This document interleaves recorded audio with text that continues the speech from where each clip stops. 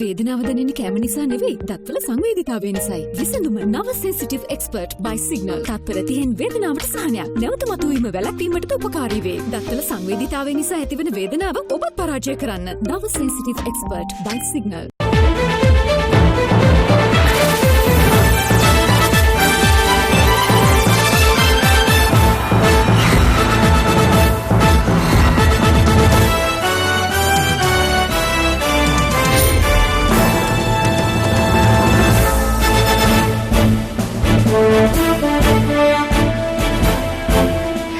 ආයිබෝවන් සුබ සන්ධ්‍යාවක්. සියලු සමීක්ෂණ වාර්තා නැවත නැවතත් තහවුරු කළ ලංකාවේ අංක 1 ප්‍රවෘත්ති ප්‍රකාශය. පැත්ත ගියත් ඇත්ත කියන හිරු සවස 6:55 ප්‍රධාන ප්‍රවෘත්ති ප්‍රකාශය සමගින් මම ධනුෂ්ක සෙනවිරත්න. මම ඉෂාරා දේවේන්ද්‍ර. මුලින්ම පුවත් සිරස්තල.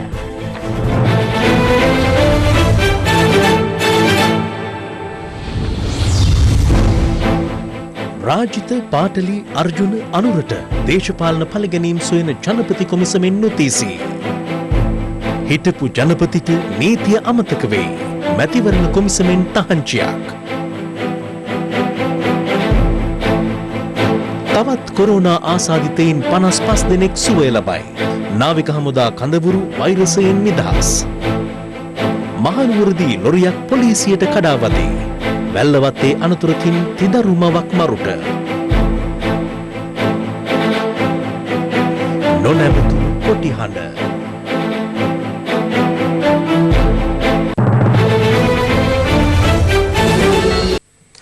අන්තර්ජාල රේඩියෝ යෙදවීමක් උපයෝගී කරගනිමින් LTT සංවිධානයේ මතවාදය ප්‍රචලිත කිරීමේ වැඩපිළිවෙලක් මේ වන විට ක්‍රියාත්මක වනවා.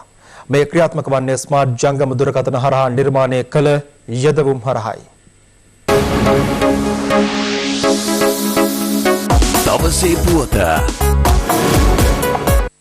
අන්තර්ජාල රේඩියෝ යෙදවුම් කිහිපයක් කරහා මෙවර විට LTT සංවිධානයේ මතවාදය ප්‍රචලිත කිරීමේ සංවිධානාත්මක වැඩපිළිවෙලක් ක්‍රියාත්මක වනවා. මෙය නිර්මාණය කර ඇත්තේ ඕනෑම ස්මාර්ට් ජංගම දුරකථනයකින් මෙම යෙදවුම් භාගත කරගත හැකි වන අයුරින්. එම ඇතැම් යෙදවුම් වල LTT දජ්‍ය මෙන්ම වේලුපිල්ලි ප්‍රභාකරන්ගේ රුවද ඇතුළත්. දෙමළ නම් කිහිපයකින් නැති මෙම යෙදවුම් හරහා LTT මතවාදය සූක්ෂමව ජනතාව අතරට ගෙන යාම LTT ඩයස්පොරාවේ අරමුණ වේ තිබෙනවා. LTT සංවිධානයේ යුදමය වශයෙන් මුළුමනින්ම පරාජයට පත්වුවද එම මතවාද තවදුරටත් සමාජගත කිරීම සඳහා LTT ඩයස්පොරාව අවස්ථා කිහිපයකදීම උත්සාහ ගත්තා. ම්ලේච්ඡ LTT ත්‍රස්තවාදය පරාජයට පත් කර වසර 11ක් සපිරූ මේ මාස 18 වෙනිදා මෙරට ප්‍රමුඛතම ප්‍රවෘත්ති වෙබ් අඩවිය වන hirunews.lk අපගේ වෙබ් අඩවියට LTT හිතවාදී සංවිධානයක් සයිබර් ප්‍රහාරයක් එල්ල කර තිබුණේ ඒ අනුවයි. එම මාසයේම 30 වෙනිදා රාජ්‍ය පරිපාලන අමාත්‍යාංශ වෙබ් අඩවියට හා විදේශ සේවා නියුක්තිකාරාංශ වෙබ් අඩවියටද LTT හිතවාදී සංවිධානයක සයිබර් ප්‍රහාරයක් එල්ල වුණා. ශ්‍රී ලංකාවේ ජාතික ආරක්ෂාවට LTT මතවාදයෙන් විශාල තර්ජනයක් එල්ල වී තිබෙනවා. නව තාක්ෂණය ඔස්සේ ජංගම දුරකථන වලට පහසුවෙන් ඩවුන්ලෝඩ් කරගන්න පුළුවන් LTT apps, satellite TV කොහොමද උපයෝගී කරගන්න විදිහ, ඊළාම් පොත් පිළිබඳව app එකක් තිබෙනවා. එවැනි app රාශියක් උන් දියත් කොට තිබෙනවා. එතන තිබෙන්නේ මතවාදය පිළිබඳව යුද්ධයක්. මෙවලම් උපයෝගී කරගෙන තම අදහස් හතුරවන්න තමයි ඔවුන්ගේ මූලිකම සංකල්පය. ඉතින් ශ්‍රී ලංකාව ජාතික ආරක්ෂාවට තර්ජනයක් තිබෙනවා. තහංචි පනවන්නේ කෙසේද කියලා බලන්න ඕන. යුරෝපය ගත්තොත් මේ වලට විරුද්ධව ක්‍රියාමාර්ග අරන් තියෙනවා. දැන් බංග්ලාදේශය ගත්තොත් හෝලි ආටිසනල් බේකරි ඇටැක් එකෙන් පසුව ISIS සංගරාව, දබීක් සංගරාව සම්පූර්ණයෙන්ම තහනම් කළා. වැනි දෙයක් ජාතික ආරක්ෂාවට බලපාන්න පුළුවන්. අපි බලන්න ඕනේ ශ්‍රී ලාංකීය ඩෙන්ටිටි එක කරා යෑම සඳහා. දවසේ පුවත. හිටපු ජනාධිපති මෛත්‍රීපාල සිරිසේන මහතාගේ ප්‍රධානත්වයෙන් අද පොළොන්නරුවේ සංවිධානය කර තිබූ උත්සවයක් මැතිවරණ කොමිසමේ මැදිහත් වීමෙන් අත්හිටවනු ලැබුවා. එම උත්සවය මැතිවරණ නීති උල්ලංඝනය කරමින් සංවිධානය කර ඇති බවට ලැබුණු පැමිණිල්ලකට අනුවයි.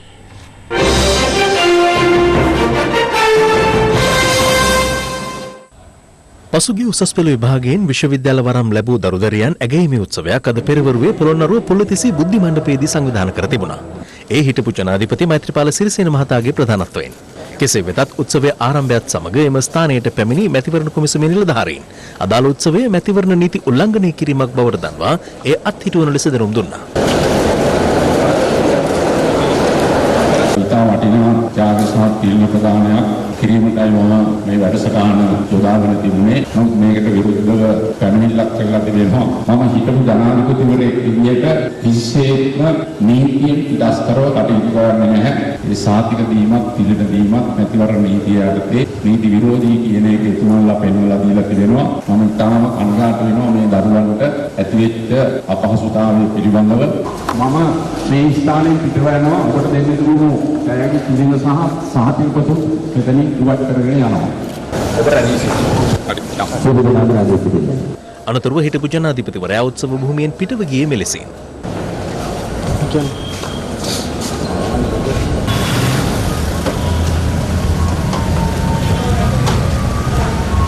මෙතර තැපැල් ඡන්දය භාවිත කරන දිනය සම්බන්ධයෙන් තීරණයක් ගැනීම සඳහා මැතිවරණ කොමිෂන් සභාවේ සමාජිකයින් හෙට රැස්වීමට නියමිතයි. අගෝස්තු 5 වනදා මහ මැතිවරණ දිනය ලෙස ප්‍රකාශයට පත් කිරීමෙන් අනතුරුව මැතිවරණ කොමිෂන් සභාව මෙලෙස රැස්වන්නේ පළමු වතාවටයි. එසේම සතියන්තයේ පැවති පෙරහුරු මැතිවරණවල ප්‍රගතිය සම්බන්ධයෙන් සහ මහ මැතිවරණයේ සංවිධාන කටයුතු සම්බන්ධයෙන්ද මේදී සාකච්ඡාවර ගැනීමට නියමිත බවට වාර්තා වනවා. මේ අතර මැතිවරණ දිනය ප්‍රකාශයට පත් කර තිබියදී නීති විරෝධී පෝස්ටර් බැනර් ප්‍රදර්ශනය කරන පුද්ගලයන්ට එරෙහිව නීතිය දැඩිව ක්‍රියාත්මක කරන බව පොලිසිය පවසනවා. කටවුට් බැනර් පෝස්ටර් ප්‍රදර්ශනය කිරීමට අවසර ලබා දී තිබෙන්නේ රැස්වීමක් පැවැත්වෙනවා නම් ඒ රැස්වීම භූමියේ සහ ඊට අමතරව අපේක්ෂකයා ගමන් කරන අවස්ථාවලදී එම වාහනේ ඊට අමතරව මැතිවරණ කොමිෂන් සභාව විසින් පක්ෂ ලේකම්වරුන් සමග එකඟ වන අවස්ථාවලදී යම් යම් සීමා ලිහිල් කිරීමක් ලැබෙනවා. එවැනි අවස්ථාවලට පරිබාහිරව ප්‍රදර්ශනය කරනු ලබන සියලුම කටවුට් බැනර් පෝස්ටර් ආදී නීති විරෝධී එවැනි නීති විරෝධී බැනර් පෝස්ටර් ආදී තමයි ඉවත් කිරීමට කටයුතු කළේ. ඉදිරියේදී යම්කිසි තැනැත්තෙක් හෝ යම්කිසි දේශපාලන පක්ෂයක් නැවත එවැනි ප්‍රදර්ශනය කිරීම සිදු කරනවා නම් ඔවුන්ට එරෙහිව දැඩිව නීතිය ක්‍රියාත්මක කිරීමට අපේක්ෂා කරනවා. ඒ වගේම විශේෂ වීඩියෝ සහ ඡායාරූපගත කිරීමේ කණ්ඩායම් සෑම කොට්ටාශයකටම යොදවලා තියෙනවා. ඔවුන් විසින් ඒ සියල්ලව වීඩියෝගත කිරීමෙන් සහ ඡායාරූපගත කිරීමෙන් පසුව අධිකරණ කටයුතු සඳහා ඔවුන් ඒ පොලිස් ස්ථානවලට ඒවා බාර දීමට කටයුතු කරනවා. රටේ පවතින වත්මන් දේශපාලන තත්ත්වය සම්බන්ධයෙන් පක්ෂ විපක්ෂ දේශපාලකයන් මෙලෙස අදහස් පළ කළා. මංගල දැනගත්තා කැඩිච් එකෙන් වැරදුනා කියලා. රනිල්ට ගහපු එකෙන් වැරදුනා කියලා දැනගත්තා. ප්‍රේමදාස දක්ෂෙක් නෙමෙයි කියලා දැනගත්තා. මංගල ඉක්මනට ඉල්ල රස්සලා ගියා මට මනාපේ පා කියලා. මනාපේ දුන්නත් වැඩක් නැහැ පරාදයි. අපේක්ෂකයන්ගේ වෙනස් වීම, ඉලාස් වීම සහ මාරු වීම භාවිකව සිදු වෙනවා. අපි ඒවා අනුමත කරනවා නෙවෙයි. එවැනි දේවල්ට මුහුණ දෙන්න තමගේ ජන බලවේගයට පුළුවන්. ඔයාලා ඉස්සත් දෙන්න කැමති නම් ඕන කෙනෙකුට ආපහු සමාජිකත්වය ගන්න පුළුවන්. මිනිහා කඩ කර කෙනෙක් සම්බන්ධයෙන් වුණත් ඒ ගැන සලකලා බලන්න පුළුවන්කම තියෙනවා. අපි විපක්ෂ නායකයන් ගන්න සටන දෙන්නේ නැහැ. අපි සටන දෙන්නේ ආණ්ඩුව ගන්න. තව සති කීපයක් පමණයි අකිල විරාජ් කාර්යවසම් මැතිතුමාලට ඔය බොරු කියන්න පුළුවන් අවස්ථාව තියෙනවා. අගෝස්තු 5 වෙනිදාන් පස්සේ එක්සත් ජාතික පක්ෂයේ සමාජිකයන්ගේ කැමැත්ත තියෙන්නේ කාටද කියලා සංඛ්‍යාත්මකව ඔප්පු වෙනවා. එහෙම තමයි අර ඉස්සෙල්ලා කැඩිලා ගිය කණ්ඩායමත් කිව්වේ. බලය අල්ලන්න ගිහින් තමයි හොම්බ බිම යනගත්තේ. එහෙම ගන්න බෑ. නීතියක් තියෙනවා, නිර්වාසියක් තියෙනවා, ව්‍යවස්ථාවක් තියෙනවා. ඒව එක යනවා මිසක් මේ කොයිවත් යන හාල් පාරුවන්ට ඇවිල්ලා සිරිකුත් අල්ල ගන්න දෙන්නේ නෑ. ආණ්ඩුවක් ආවම 3-4 දෙනෙක් වට කරගන්නවා. ඔය කල්ලිය තමයි ආණ්ඩු කරන්නේ. එහෙම කරන්න පුළුවන්ද? ආණ්ඩුව වැටිච්ච හැම වෙලේම එක්සත් ජාතික පක්ෂ ආණ්ඩු පිහිටුවීමට උදව් කළ අපිට කියන මම මේ බෞද්ධ ඡන්දපදනම නැති කළා. මේ වගේ තුප්පැහි කතා කියන කට්ටිය කීප දෙනෙක් තමයි රනිල් වික්‍රමසිංහත් විනාශ කළා. සජිත් ප්‍රේමදාස මහත්තයා ආරම්භ කරපු මේ අභ්‍යන්තර අර්බුදය නිසා අද එක්සත් ජාතික පක්ෂ විනාශ වෙලා ගිහිලා තියෙනවා. ඒ හින්දා ඒකට කනගාටු වෙන්න ඕනේ පාරම්පරික එක්සත් ජාතික පාක්ෂිකයෝ. කනගාටු වෙලා මානසික වැටෙන එක්සත් ජාතික පාක්ෂිකයෝ ආදරෙන් පිළිගන්නවා. මොකද අපිට ඕනේ 3-2 සහිත ශක්තිමත් පාර්ලිමේන්තුවක්. ඒක හීනයක් විතරයි. මොකද 3-2 ගස් බැඳලා නැහැ. කවුරු තර්ජනය කරත් කවුරු බලපෑම් කරත් සමගි ජන බලවේගයේ යන ගමන නවත්තන්න බෑ. මේ දිනවල සජිත් ප්‍රේමදාස මැතිතුමා රැට අපේක්ෂයෙන් ගෙවල් වලට ගිහිල්ලා අනේ ඔයා නම් අස් වෙන්න එපා. වැඩි කලනේ අගෝස්තු 5 වෙනිදා වෙනකන් කොමාරේ හිතට ධෛර්යය අරගෙන මේ ඡන්ද සටනේ ඉන්න. නැත්තම් මටත් පාර්ලිමේන්තුව යන්න බැරි තත්ත්වයක් උදා වෙන්න ඉඩ තියෙනවා කියලා එතුමා කියනවා වෙන්න පුළුවන්. ඇයි ආණ්ඩු පක්ෂය මේ කලබල වෙලා තියෙන්නේ අපේ ප්‍රශ්න වලට? ආණ්ඩු පක්ෂයට ප්‍රශ්නයක් නැහැ නේ. සත්‍යාධික පක්ෂයයි සමගි ජන බලවේගයයි අනාගතයේදී එකතු වෙලා මේ රට ගොඩ ගන්න. මම අභියෝගයක් කරනවා. පුළුවන් නම් එක්සත් ජාතික පක්ෂයටයි, ඔය සජිත්ගේ පක්ෂයටයි, ඔය ඉන්නේ TNA එකටයි, අනුර කුමාරලාටයි ඔක්කොටම එකතු වෙලා 75ක් ගන්න කියලා. අපි 150කට වඩා එකක් හරි වැඩියෙන් ගන්නවා. ඉතින් මේ දෙගොල්ලෝ මේ විදිහට තමන්ගේ කැරැට්ටුව දිගෑර ගැනීමෙන් රටේ ජනතාවට පේනවා පහුගිය කාලේ ඇත්තටම ඩීල් එක දාලා තියෙන කවුද කියලා. පරණ කතාවක් තියෙනවා ඌරෝ කැකුල තලනකොට හබන් කුකුලන්ට මගුල් කියලා. දැන් අපිට දැන් අලුතෙන් එක කියන්න වෙන්නේ එක්සත් ජාතික පක්ෂයේ නායකයයි උපනායකයයි ගහ ගන්නකොට පොහොට්ටුවට මගුල් කියලා.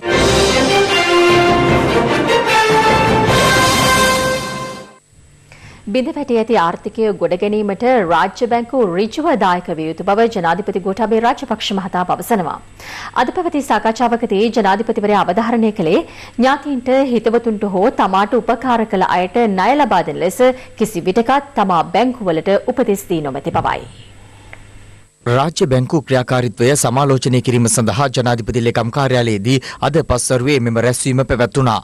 හැම මීටින් එකක් තිබ්බම ප්ලාන්ටේෂන් සෙක්ටර් එක ගෙනාවත් බස් කට්ටිය ගෙනාවත් හැමෝම කියන්නේ කිසිම සහයෝගයක් නැහැ බැංකුව වලින් කියලා. බැංක් ඔෆ් සිලෝන් එක තමයි මූලිකවම අපි කියලා තියෙන පොලිසිස් අපිට ඉස්සෙල්ල ක්‍රියාත්මක කරන්න ඕන බැංකුව. මම කාටවත් කියන්නේ මගේ කැචර්ලට ලෝන්ස් දෙන්න. මගේ ඥාතීන්ට ලෝන්ස් දෙන්න. දේශපාලඥයන්ට ලෝන්ස් දෙන්න කියන එක නෙවෙයි මම මේ කියන්නේ. මම මේ කියන්නේ මහ ජනතාවට මේක දෙන්න. ඉතින් මට තේරෙන්නේ ඇයි මේක කරන්න බැරි කියලා. දැන් අපි අර 104 පොලියට දෙන්න තියෙන කියන එකටත් ඒක හම්බ වෙන්නේ. මේකේ පුද්ගලික ප්‍රශ්න ජෙනරල් මැනේජර් අපොයින්ට් කරපු එකට විරුද්ධව ඉන්න AGM ලගේ ඒවා මට වැඩක් නැහැ. ඒවා තියෙනවා නම් ඔක්කොම හක් කළා දාන්න. ඔක්කොම හක් කළා පිටින් ගෙනල්ලා දැම්මත් මට ප්‍රශ්නයක් නැහැ. මට ඕනේ වැඩේ වෙන්න.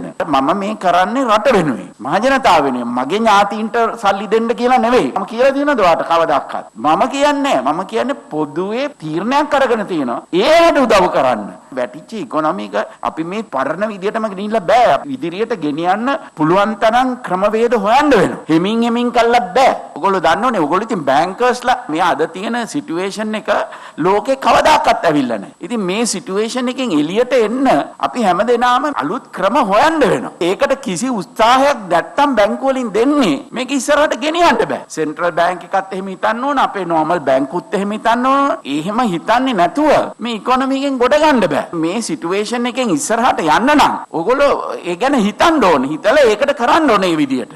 මේ අතර නෙළුම් කුළුණ ව්‍යාපෘතිය වඩාත් ඵලදායී ආයෝජනයක් ලෙස ඉහළ ප්‍රමිතියෙන් නව්‍යකරණය කොට රටට දායාද කළ යුතු බව ජනාධිපති ගෝඨාභය රාජපක්ෂ මහතා පවසනවා. ඔහු මේ බව සඳහන් කළේ ශ්‍රී ලංකා විදුලි සංදේශ නියාමන කොමිෂන් සභාවේ සහ නෙළුම් කුළුණ ව්‍යාපෘතියේ නිලධාරීන් සමග අද පැවති සාකච්ඡාවකට එක්වෙමින්. විදේශ සංචාරකයන්ට මෙන්ම රටේ සාමාන්‍ය ජනතාවටද නෙළුම් කුළුණ දැක ගනිමින් එහි ආශ්වාදය විඳ ගැනීමට අවස්ථාව සැලසිය යුතු බව සඳහන් කළ ජනාධිපතිවරයා එහිදී වැඩිදුරටත් ප්‍රකාශ කර ඇත්තේ සියලු ගැටලු निराකරණය කර ව්‍යාපෘතිය ලබන වසර මුල් භාගයේදී ජනතා අයිතියට පත් කිරීමට නියමිත බවයි. COVID-19 වසංගතය පැතිර යාමත් සමග මාස 3කට ආසන්න කාලයක් වසා දැමුණු මෙරට ජාතික උද්‍යානවල සංචාරක සේවා අද නැවත ආරම්භ කළා. ඒ අනුව යාල, විල්පත්තුව, උඩවලව ඇතුළු ජාතික වනෝද්‍යාන 7ක් ඇතුළු ජාතික උද්‍යාන අද සිට සංචාරකයන් සඳහා විවෘතයි.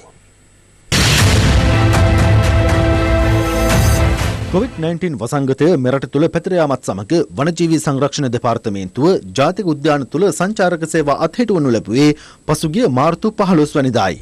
ඒ අනුව දින 90කට ආසන්න කාලයක් මෙරට ජාතික උද්‍යාන සියල්ල වසා දැමුණා. කෙසේ වෙතත් COVID-19 වසංගත තත්ත්වය රට තුළ පාලනය වීමත් සමග අද සිට යාල, විල්පත්තුව, උඩවලව, මින්නේරිය, කවුඩුල්ල, පරවිදූපත සහ හෝටන් තැන්න යන ජාතික උද්‍යාන 7 මහජනතාවට විවෘත කෙරුණා.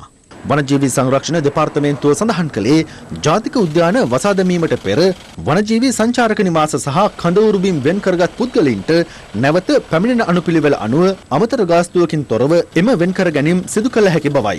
ඒ අනුව අද විවෘත කෙරුණු ජාතික වනෝද්‍යානවලට සංචාරකින් ඇතුළත් කිරීම සිදු කෙරුණේ නිරෝධායන නීති රීතිවලට අනුකූලවයි.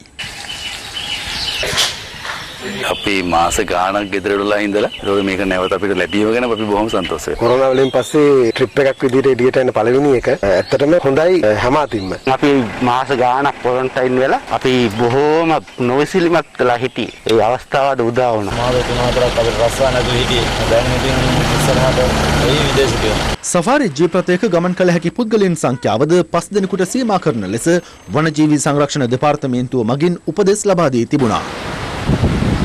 මීට පෙර තිබ්බ විදිහේ සංචාරකයන් පැමිණීමෙන් 50% වගේ තමයි ඇතුළත් කරන්න බලාපොරොත්තු වෙන්නේ. ඊට පසුව යහපත් පසුබිමකින් පස්සේ පෙර පරිදිම සංචාරකයන් උද්‍යාන නැරඹීමේ අවස්ථාව ලබා දීමට කටයුතු කරනවා. මහජනතාවට කියන්නේ අපේ නිරෝධායන නීතීන් පිළිපදිමින් මේ ස්වභාව සෞන්දර්ය යම් මට්ටමක විඳින්න අවස්ථාවක් තියෙනවා. මේ අතර මාස 3කට ආසන්න කාලයක් වසා දමා තිබූ දෙහිවල ජාතික සත්වෝද්‍යානය සහ පින්නවල අලි අනාථාගාරයද සංචාරකයන් සඳහා අද විවෘත කෙරුණා.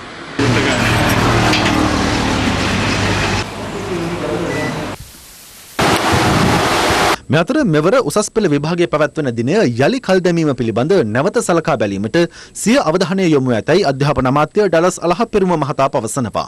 COVID-19 වසංගතයත් සමග පාසල් ආරම්භ කිරීම ප්‍රමාද වීම හේතුවෙන් අගෝස්තු මාසයේ පැවැත්වීමට නියමිතව තිබූ උසස් පෙළ විභාගය සැප්තැම්බර් මාස 7 වෙනිදා ආරම්භ කිරීමට මේ වන විට සැලසුම් කර තිබෙනවා. කෙසේ වෙතත් අමාත්‍යවරයා සඳහන් කළේ එම තීරණය පිළිබඳ යලි සලකා බලන ලෙස පාසල් සිසුන් ඇතුළු විවිධ පාර්ශවයන්ගෙන් ඉල්ලීම් ලැබුණු බවයි.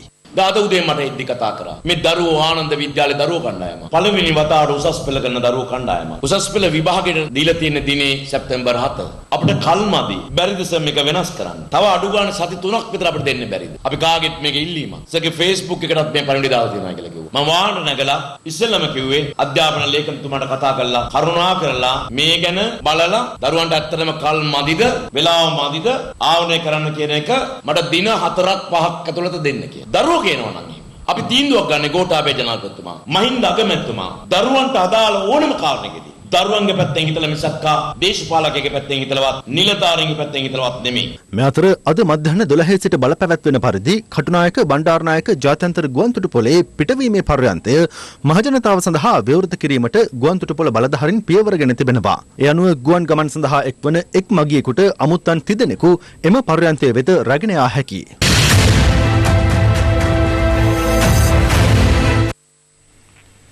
තවත් COVID-19 ආසාදිතයන් 55 දෙනෙකු සුවය ලබා අද රෝහල් වලින් පිටව ගියා. ඒ අනුව මෙරටදී වෛරසය ආසාදනය වී සුවය ලැබූ සංඛ්‍යාව 1342ක්. මේ අතර වැලිසර සහ රංගල නාවික හමුදා කඳුරුවල COVID-19 වසංගත තත්ත්වය මේ වන විට සම්පූර්ණයෙන්ම පාලනය කර ඇති බව නියෝජ්‍ය සෞඛ්‍ය සේවා අධ්‍යක්ෂ ජෙනරාල් පබා පලිහවඩන මහත්මිය පවසනවා. මේ වන විට මෙරටින් වාර්තා වන COVID-19 ආසාදිතයන් සංඛ්‍යාව 1901ක්. ඒ විදේශයන්හි සිට මෙරටට පැමිණ නිරෝධායනය වෙමින් සිටි තවත් 11 දෙනෙකුට වෛරසය ආසාදනය වී ඇති බවට අද තහවුරු වීමත් සමගයි. මේ අතර වෛරසය ආසාදනය වී පූර්ණ සුවය ලැබූ 55 දෙනෙකු අද දිනේ රෝහල් වලින් පිටව යාමත් සමග තව දුරටත් රෝහල්ගතව ප්‍රතිකාර ලබන ගණන 548ක්. මේ අතර COVID-19 ආසාදනය වී සුවය ලැබූ නාවික හමුදා සමාජිකයන්ගේ සංඛ්‍යාව 712 දක්වා ඉහළ ගොස් තිබෙනවා. වැලිසර නාවික හමුදා කඳවුරේ ඒ වගේම රංගල නාවික හමුදා කඳවුරේ මෙවන විට වසංගත තත්ත්වය නිමා කර තියෙන බවට වසංගත රෝග විද්‍යාංශය තොරතුරු අනාවරණය කරනවා. මෙයින් සනාථ වන්නේ මේ වන විට කිසිදු රෝගියෙක් නාවික හමුදා කඳවුරු වලින් වාර්තා වන්නේ නැති බවට. COVID-19 වසංගත තත්ත්වය සමග පාකිස්තානයේ සිරවී සිටි ශ්‍රී ලාංකිකයන් 130 දෙනෙකු අද අලුයම 4:40ට UL 1282 දරන ශ්‍රී ලංකන් ගුවන් යානයෙන් මෙරටට පැමිණියා. යුද හමුදා මාධ්‍ය ප්‍රකාශකවරයා සඳහන් කළේ එම පිරිස අතර ත්‍රිවිධ හමුදා සමාජිකයන් 61 දෙනෙකු සිටින බවයි. මේ අතර ඕමාන්හි ආරක්ෂිත නිවෙස්නක රැඳී සිටින ශ්‍රී ලාංකික කාන්තාවන් පිරිසක් යලි මව්බිමට පැමිණීමට අවස්ථාව සලසා දෙන ලෙස ඉල්ලා සිටිනවා. අපිට කිසිම සැලකිල්ලක් නැහැ. අපිට කෑම බීමට හිටන් දෙන්නේ අඩුවෙන් මේ ලංකාවේ එම්බසි ලංකාවේ මිනිස්සුන්ට කරන වැඩ. ලක්ෂ ගණන් සල්ලි දෙනවා සර්. සල්ලිද? හතරට අපිව යවන්න කියලා තමයි. මේ අතර COVID-19 වසංගතය හමුවේ මෙරට සිරවී සිටි ඉන්දියා ජාතිකයන් 156 දෙනෙකු එයා ඉන්දියා සමාගමට අයත් විශේෂ ගුවන් යානයකින් අද කටුනායක ගුවන්තොටුපළේ සිට ඉන්දියාව බලා රැගෙන ගියා. මේ අතර ලෝපුරා වාර්තා වන COVID-19 ආසාදිතයන් සංඛ්‍යාව මේ වන විට 180 ඉක්මවනවා. COVID-19 දෙවන රැල්ලක අවධානමකට මුහුණ දී සිටින චීනෙන් අදත් නව ආසාදිතයන් 49ක් වාර්තා වූ අතර ඉන් 36 දෙනෙකුම හමු වූයේ බීජිං අගනුවරින්. ඒ අනුව දින 4ක් තුළ බීජිං අගනුවරින් වාර්තා වූ සමස්ත COVID-19 ආසාදිතයන් සංඛ්‍යාව 51ක්. COVID-19 වෛරසයේ දෙවන රැල්ලක හිස එසවීම පාලනයට අපොහොසත් වීම හේතුවෙන් බීජිංහි දකුණු දිග ෆෙන්ටායි දිස්ත්‍රික්කයේ කොමියුනිස්ට් පක්ෂ නියෝජ්‍ය ප්‍රධානියා දුරේ නිවත් කිරීමට කොමියුනිස්ට් පාලන අධිකාරිය පියවර ගත්තා. මේ අතර ලොව සිව්වැනියට වැඩිම COVID-19 ආසාදිතයන් සංඛ්‍යාවක් වාර්තා වන රට මෙන්ම දකුණු ආසියාවේ වැඩිම බලපෑමකට ලක්ව ඇති ඉන්දියාවෙන් ගත වූ පැය 24 තුළ නව ආසාදිතයන් 11382ක් වාර්තා වීමත් සමග එරට සමස්ත ආසාදිතයන් සංඛ්‍යාව 333008ක් දක්වා ඉහළ ගියා. ඉන්දියාවේ රෝහල්වල ඉඩකඩ සීමා වීම හේතුවෙන් දුම්රිය මැදිරි 500ක් ඇඳන් 8000කින් සමන්විත කොවිඩ් ප්‍රතිකාර වාට්ටු ලෙස සූදානම් කිරීමට ඉන්දියා බලධාරීන් පියවර ගත්තේ එවන් පසුබිමකයි.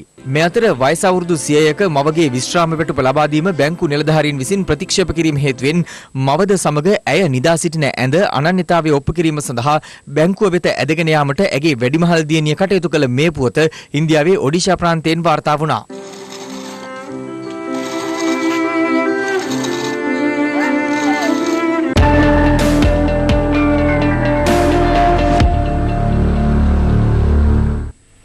මේ අතර තවත් COVID-19 ආසාදිතයෙකු වාර්තා වීමත් සමග මෙරට සමස්ත ආසාදිතයන් සංඛ්‍යාව 1902 දක්වා ඉහළ ගියා. COVID-19 පාලනය කිරීමේදී ලොව සෙසු රටවලට සාපේක්ෂව ශ්‍රී ලංකාව ඉතා සාර්ථකත්වයක් අත්කරගෙන ඇති බව මෙරට ඇමරිකානු තානාපති එලයිනා බී ටැප්ලිට්ස් මහත්මිය පවසනවා. මෙරට මාධ්‍යවේදීන් සමග වීඩියෝ සම්මන්ත්‍රණ තාක්ෂණය ඔස්සේ සාකච්ඡාවකට එක්වමින් ඇය වැඩිදුරටත් සඳහන් කළේ වෛරසය ප්‍රජා සම්ප්‍රේෂණය වළක්වාගත් ලොව 40ක් රටවල් අතරට ශ්‍රී ලංකාවද අයත් වන බවයි. Up to this point, Sri Lanka is among few countries that can say COVID-19 පාලනය අතින් ශ්‍රී ලංකා රජය ඉතා සාර්ථකත්වයක් මේ වන විට අත්කරගෙන සිටිනවා. ප්‍රජා සම්ප්‍රේෂණය වළක්වාගත් ලොව 40ක් රටවල් අතරට ශ්‍රී ලංකාව අයත්. නමුත් පසුගිය වසරේ පාස්කු ප්‍රහාරයෙන් පසු යලි නැගිටින රට මෙම වසංගත තත්ත්වය පාලනය කිරීමට ගත් ක්‍රියාමාර්ග සමගින් දැඩි ආර්ථික පීඩනයකට ලක් වෙලා සිටිනවා. එම අර්බුදයෙන් මිදී ආර්ථිකය ශක්තිමත් කර ගැනීමට ශ්‍රී ලංකාවට සහාය ලබා දීමට එක්සත් ජනපදය සූදානම්. ඒ යටතේ අපි COVID-19 කළමනාකරණ වැඩසටහන සඳහා අමරිකානු ඩොලර් මිලියන 5.6ක් ප්‍රදානය කළා. එවැගේම ඉදිරියේදී ඇතිවන නව තත්ත්වයන් තුලත් ශ්‍රී ලංකාවට අවශ්‍ය තිරසාර සහයෝගය ලබා දෙන්න අමරිකාව බලාපොරොත්තු වෙනවා. එවැගේම රෝහල් පද්ධතිය සඳහා ශ්වසන ආධාරක යන්ත්‍ර 200ක් ප්‍රදානය කරන්න අමරිකාව එකඟ වුණා. ඒ පළමු කොටස මේ මාසයේ අවසන් වන්නට පෙර ලංකාවට ලැබෙවි. එවැගේම මහත් ආందోලනයකට ලක් වුණා අපේ තානාපති නිලධාරියෙක් රටට ඇතුළු වීමේ සිද්ධිය. එතනදී අපේ නිලධාරියා විදේශ අමාත්‍යාංශයේ නිකුත් කර තිබෙන සෞඛ්‍ය මාර්ගෝපදේශ කිසිවක් උල්ලංඝනය නොකළ බව මම අවධාරණය කරනවා. ඒ සියලු ක්‍රමවේද අනුව තමයි අපේ නිලධාරියා ගුවන් තොටුපළින් පිටතට ආවේ. පාහියන්ගල ලෙන ආශ්‍රිතව පුරාවිද්‍යා මංකොල්ලයක් සිදුවන බවට එල්ල කරන චෝදනා සම්පූර්ණයෙන්ම ප්‍රතික්ෂේප කරන බව පුරාවිද්‍යා අධ්‍යක්ෂ ජෙනරාල් සෙනරත් දිසානායක මහතා පවසනවා. ඔහු මේ බව සඳහන් කළේ පූජ්‍ය පාහියන්ගල ආනන්ද සාගර හිමියන් ඊයේ එල්ල කළ චෝදනාවට ප්‍රතිචාර දක්වමින්. පාහියන්ගල පෞරාණික ලෙන සම්බන්ධයෙන් සිදු කර ඇති විද්‍යාත්මක කාලනිර්ණය අනුව ප්‍රාග් ඓතිහාසික යුගයට අයත් කරුණු රැසක් අනාවරණ වී ඇති අතර ලෙන් ජනාවාසකරණය මෙන්ම මෙරට තාක්ෂණයේ බිහිවීම පිළිබඳවද කරුණු රැසක් ඊට අයත්. ලෙන ආශ්‍රිතව සිදු කළ නවතම ගවේෂණයෙන් අනාවරණ වී ඇත්තේ වර්ෂ 48000කට පෙර මෙරට ආදිවාසීන් සත්ව අස්ථි කොටස් භාවිත කරමින් දඩයම් කිරීමේ උපාංග නිෂ්පාදනය කර ඇති බවයි. කෙසේවත් මේ සම්බන්ධයෙන් පූජ්‍ය පාහියන්ගල ආනන්ද සාගර හිමියන් ඊයේ මෙලෙස චෝදනා එල්ල කළා. මේ ලැබිච්ච මානව අවශේෂ ඇමරිකාව, එංගලන්තය වගේ රටවල් වලට ගෙනිලා තියෙන පරීක්ෂණ වලට අපි පුරාවිද්‍යා දෙපාර්තමේන්තුවෙන් කීප විටක්ම විමසුවා. මේ අරංගිය පුරාවිද්‍යා ඇට කෑලි ගල් මෙවල මේ හිස්කබල් දැන් මොකද උනේ? ශ්‍රී ලංකා පුරාවිද්‍යා දෙපාර්තමේන්තුව අසන්න භාවයට පත් වෙලා තිනවා මේ මානව සාධක ලංකාවට ගෙන්වා ගන්න. ලෝකේ මේ වෙනකොට පුරාවිද්‍යා මංකොල්ලය කියලා කියන්නේ අති දැවැන්ත මංකොල්ලයක්. මේ මංකොල්ලෙට පුරායන්ගෙන් ලැබෙච්ච ප්‍රාග් ඓතිහාසික සාධකත් අහුණාද කියන එක සාධාරණ සැකයක් අපිට තියෙනවා. මේ සම්බන්ධයෙන් අද හිරු ප්‍රවෘත්තිය වෙත විශේෂ ප්‍රකාශයක් කරමින් පුරාවිද්‍යා අධ්‍යක්ෂ ජෙනරාල් සෙනරත් දිසානායක මහතා මෙලෙස අදහස් පළ කළා. සම්පූර්ණ ප්‍රතික්ෂේප කරනවා. එවැනි තත්ත්වයන් තාමත් දෙපාර්තමේන්තුවේ වාර්තා වී නැහැ. ඒක මට තහවුරු කරලා කියන්න පුළුවන්. එම ස්ථානයේ කිසිදු කටයුත්තක් දෙපාර්තමේන්තුවේ අනුමැතියකින් සහ අවසරයෙන් තොරව කිරීමට කිසිම හැකියාවක් නැහැ. ඒ රටවලට යවන්නේ සමහර පරීක්ෂණ සඳහා අවශ්‍ය තාක්ෂණය සහ විද්‍යාගාර පහසුකම් ලංකාවේ නැහැ. කේම්බ්‍රිජ් විශ්වවිද්‍යාලයේ පරීක්ෂණාගාර වලට යපු මානව අවශේෂත් අපි එතන ස්ටොක් කියන කීර්තිමත් පුරාවිද්‍යාඥයෙක්ගේ මැදිහත් වීමේ යවුවේ. ඒවල් නැවත ලංකාවට ඒ ආකාරයෙන්ම ලැබීම ගැන කිසිම සැකයක් දෙපාර්තමේන්තුවට නැහැ. මේ ස්ථානය ගැන කිව්වොත් එimhe විදිහේ හානියක් කිසිසේත්ම උනේ නැහැ කියලා දෙපාර්තමේන්තුව හැටියට අපිට බොහොම විශ්වාසයෙන් යුතුව කියන්න පුළුවන්කම තියෙනවා. වැල්ලවත්ත සහ මහනුවර ප්‍රදේශයේ සිදු අනතුරු දෙකකින් කාන්තාවක සහ තවත් පුද්ගලයෙකු ජීවිතක්ෂයට පත් වුණා. එම අනතුරු වලින් තවත් දෙදෙනෙක් බරපතල තුවාල ලැබුව අතර වැල්ලවත්තේදී සිදු අනතුරින් ජීවිතක්ෂයට පත් ඇත්තේ මෙරට ප්‍රසිද්ධ චිත්‍රපට අධ්‍යක්ෂකවරයෙකුගේ දියණියක්. වැල්ලවත්ත පොලිස් අසුමේ පරණ හැව්ලොක් මාර්ගයේ පෞද්ගලික අධ්‍යාපන ආයතනයක් ඉදිරිපිටදී මෙම අනතුර සිදු වුණේ ඒ පසරු 5:30ට පමණ. ඒ පාමංකඩ දෙස සිට මායා වටරවුම දෙසට ධාවනය වූ වැගන්ආර් රථයක් සහ ප්‍රතිවිරුද්ධ දිශාවෙන් පැමිණි මෝටර රථයක් එකිනෙක ගැටීමෙන්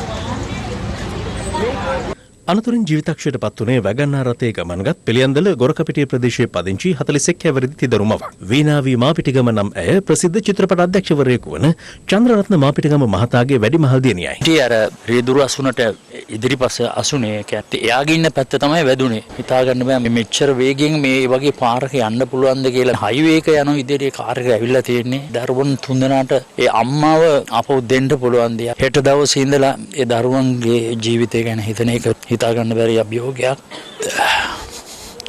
අනතුරින් බරපතල තුවාල ලැබූ අනෙක් මෝටර රථයේ පැද වූ පුද්ගලයා ග්‍රෑන්ඩ් පාස් ප්‍රදේශයේ පදිංචිකරුවෙකු වන අතර ඔහු මේ වන විට කොළඹ පෞද්ගලික රෝහලක ප්‍රතිකාර ලබනවා.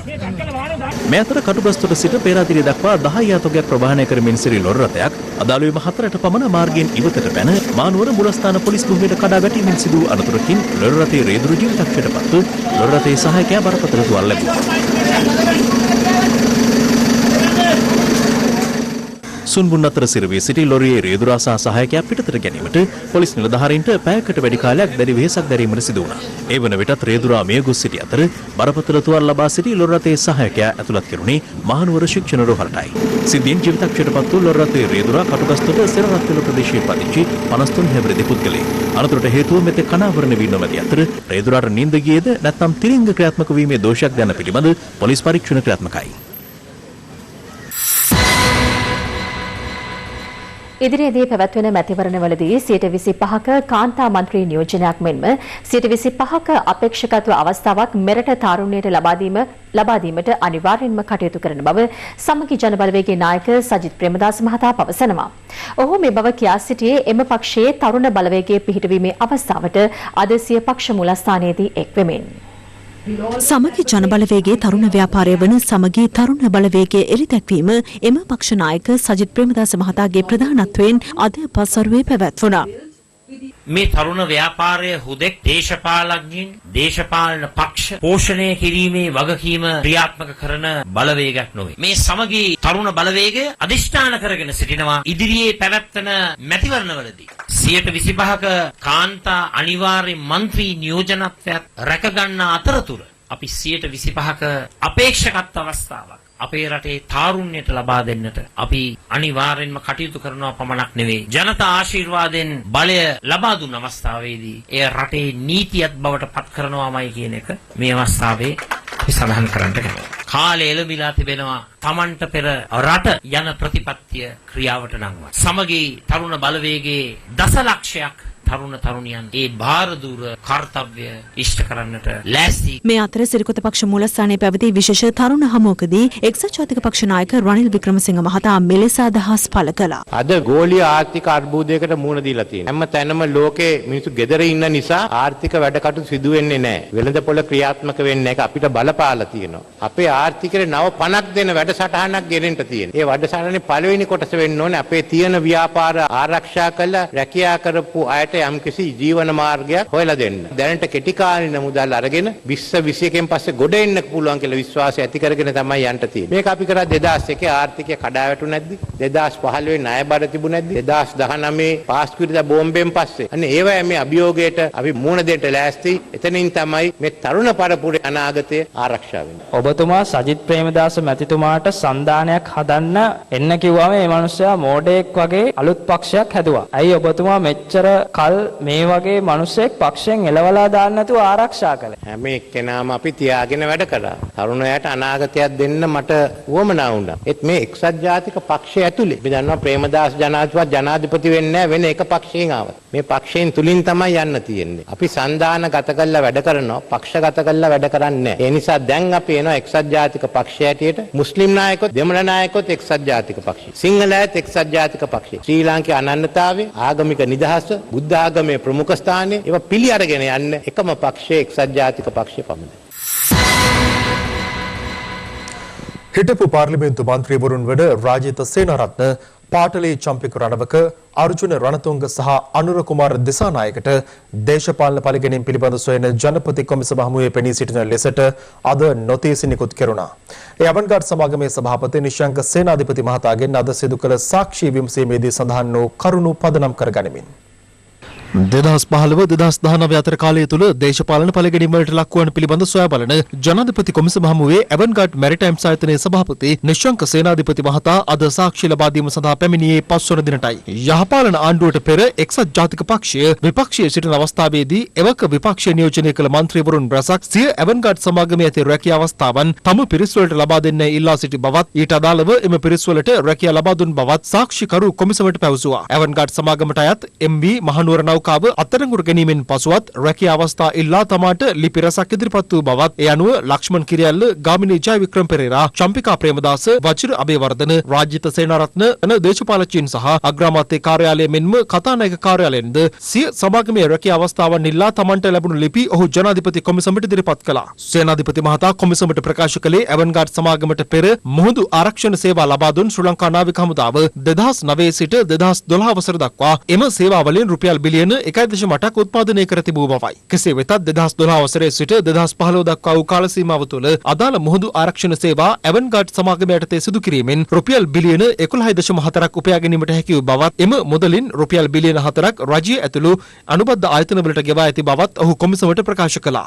මෙම දේශපාලන දඩයම පිටුපස සිටි රාජිත සේනාරත්න, පාටලී චම්පික රණවක, අර්ජුන රණතුංග සහ අනුර කුමාර දිසානායක යන දේශපාලකයන්ගේ අරමුණ වූයේ ගෝඨාභය රාජපක්ෂ මහතා දේශපාලනයට පිවිසීම වළක්වා අභූත චෝදනා ගොනු කර ඔහුව සිරගත කිරීම බවයි නිශ්ශංක සේනාධිපති මහතා සඳහන් කළේ. තම සමාගම යටතේ පැවති නෞකා අත්අඩංගුවට ගැනීමට එවක නාවික හමුදාපති අද්මිරාල් රවීන්ද්‍ර විජේගුණරත්න ඇතුළු තවත් නාවික හමුදා නිලධාරීන් කිහිප දෙනෙකු කටයුතු කරනු ලැබුවේ දේශපාලන බලපෑම් නිසා වන්නට හැකි බවටද ඇවන්ගාඩ් සභාපතිවරයා ප්‍රකාශ කළා. සිය ව්‍යාපාර නාවික හමුදාව පැහැර ගැනීම නිසා සිදු වූ මූල්‍යමය පාඩුව රුපියල් බිලියන 5කට අධික බවත් ඒ හේතුවෙන් විශ්‍රාමික ත්‍රිවිධ හමුදා නිලධාරීන්ට සිය රැකියා අහිමි වී ඔවුන් දිලිඳු තත්ත්වයට පත් වූ බවත් නිශ්ශංක සේනාධිපති මහතා ප්‍රකාශ කර සිටියා. ඔහු වැඩිදුරටත් කියා සිටියේ 2018 සැප්තැම්බර් මාස 6 වෙනිදා තමන් අල්ලස් කොමිසම වෙත කැඳවා ප්‍රකාශයක් ලබා ගැනීමෙන් සිටියේදී රජයේ ජ්‍යෙෂ්ඨ අධිනීතිඥ ජනක බණ්ඩාර මහතා එම පරිශ්‍රයේ සැරිසරමින් සිටි බවත් තමාගෙන් ප්‍රකාශ සටහන් කරගත් පොලිස් පරීක්ෂකවරයා විටින් විට එවක අල්ලස් කොමිසමේ අධ්‍යක්ෂ ජනරාල්වරිය වූ දිල්රුක්ෂි ඩයස් වික්‍රමසිංහ මහත්මියගේ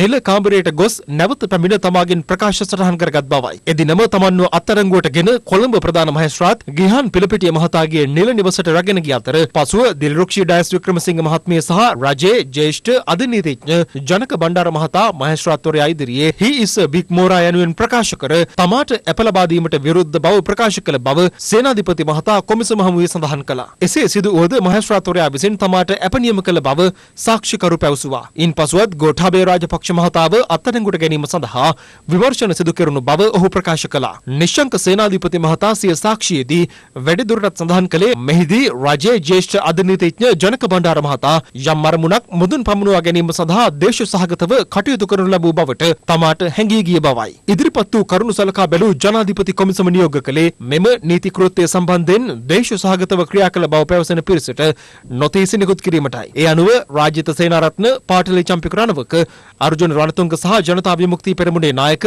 අනුර කුමාර දිසානායක මහත්වරුන්ට කොමිසම හමුවේ පෙනී සිටින්නයි දේශපාලන පරිගැනීම් පිළිබඳ විමර්ශනය කරන ජනාධිපති කොමිසම නොතීස නිකුත් කළා.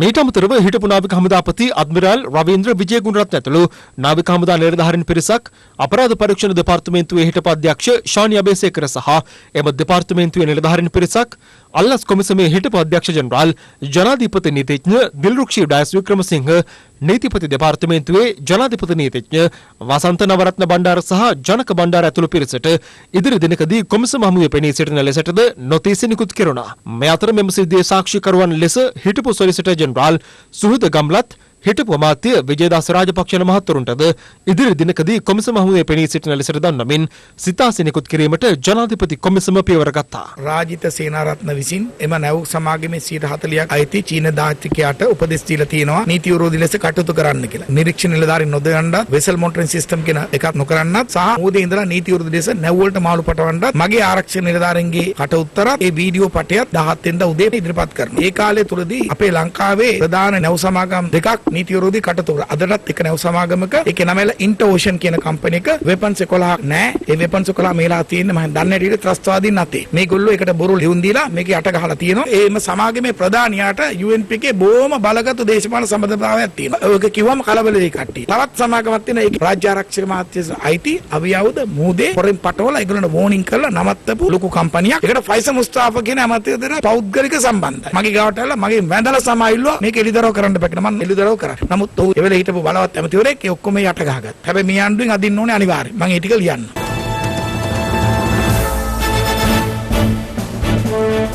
සහරන් හෂීම් සමග කාත්තාන්කුඩිහි තෞහිද් ජමාත් සංවිධානයේ ශාඛාවක් ආරම්භ කළ අබ්දුල් රාසික් නැමැත්තා මේවන විටත් රට තුළ අන්තවාදය ප්‍රචලිත කරමින් නිදැල්ලේ සිටින බව බොදුබල සේනා සංවිධානයේ මහලේකම් පූජ්‍ය ගලගොඩත්තේ ඥානසාර හිමියන් පවසනවා.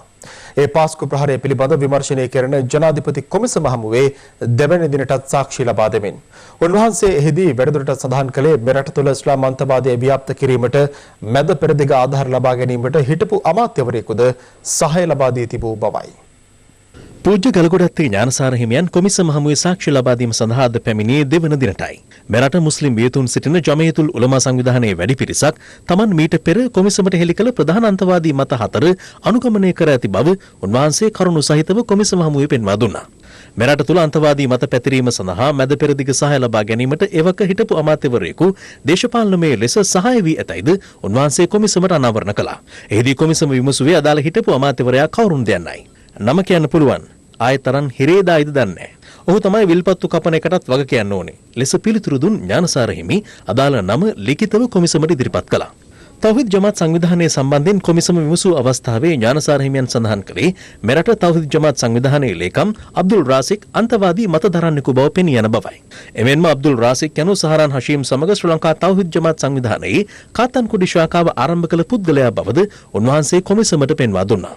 එමෙන්ම පාස්කු ඉරිදා කටුවාපිටිය දේවස්ථානයේ බෝම්බේ පුපුරවාගත් මොහම්මදු හස්තුන් හට පුලස්තනී මහින්ද්‍රන් හෙවත් සාරා අඩු වයසින් විවාහ කර දීමට කටයුතු කර ඇත්තේද අබ්දුල් රාසික් බව උන්වහන්සේ සඳහන් කළා.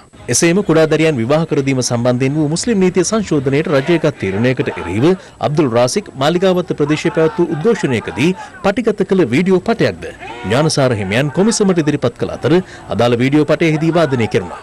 එම වීඩියෝ පටය ආරම්භයේ අපට උරුම නීතිය ශරියා නීතිය අපේ නීතිය අපට දෙන්න ලෙසට අබ්දුල් රාසික් විරෝධතාවයේ නිරත වන ආකාරය දැකගත හැකියි. ශරියා නීතිය අපේ උරුම නීතිය අපට ඕනේ අපේ නීතිය අපට ඕනේ. කෙසේ වෙතත් මෙවැනි අන්තවාදී අදහස් ප්‍රකාශ කළද සිලෝන් තෞහිද් ජමාත් සංවිධානයේ ලේකම් ලෙස පෙනී සිටින අබ්දුල් රාසික් තවමත් අත්අඩංගුවටපත් නොවී නිදැල්ලේ පසුවන බව ඥානසාර හිමියන් කොමිසමේ අවධානයට යොමු කළා.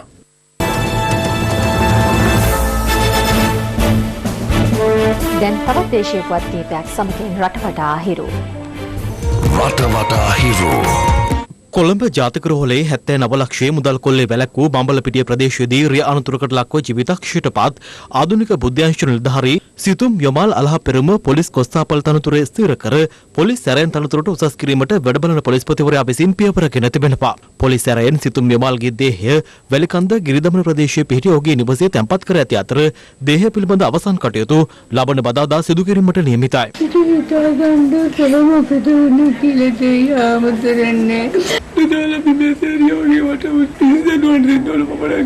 මේ අතර අනතුර සම්බන්ධයෙන් අත්අඩංගුවටගත් තරින්ද රත්වත්තේ නැමැති 24 හැවිරිදි දිසකකරු අද අධිකරණයට ඉදිරිපත් කර නොතිබූ අතර ඔහු ලබන 19 වෙනිදා දක්වා රක්ෂිත බන්ධනාගාරගත කිරීමට නියෝග කෙරුණා. ජායල දඬුගම පාලමයට රන්නාලපිත හනුමා පිළිමයක් ඇති බවට පෑලියගොඩ කොට්ටාස ප්‍රාදාංශයට ලැබුණු තොරතුරක් මත එම නිලධාරීන් එක්ව එහි කැණීම් සිදු කළත් එම ස්ථානයෙන් කිසිවක් හමු වී නැහැ. මොරටුව සොයිසාපුර වෙඩිතබීමේ සිදුවට උපයෝගී කරගත් මෝටර රථයේ පැදවූ රියදුරු ලබන 24 වෙනිදා දක්වා රක්ෂිත බන්ධනාගාරගත කිරීමට මොරටුව මහේස්ත්‍රාත් අධිකරණය අද නියෝග කළා.